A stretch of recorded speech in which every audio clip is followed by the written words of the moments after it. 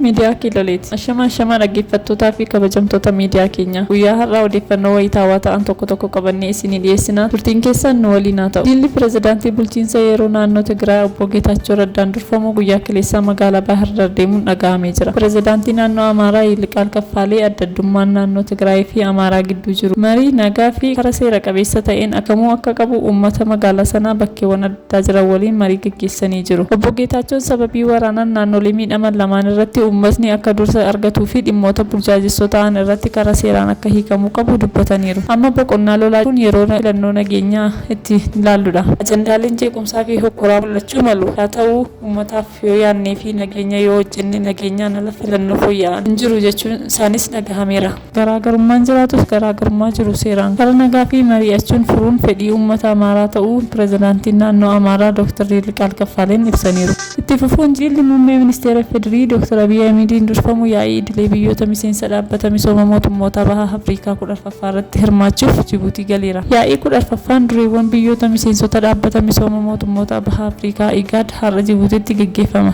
Egaan dhaggeeffattoota keenya qophii keenya har'a asumaan goolabna. Yeroo gaarii qabaadhaa. Like, share, subscribe gochuun dagatinaa. Galatooma.